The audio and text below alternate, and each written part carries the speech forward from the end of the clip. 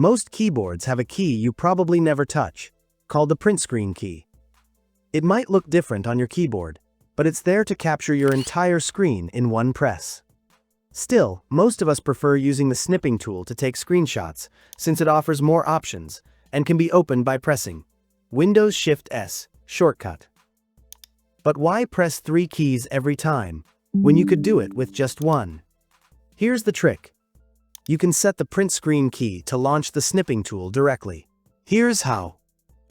First, press Windows I to open Settings, and from the sidebar, go to Accessibility.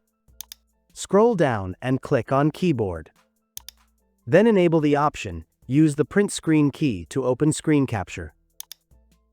And that's it.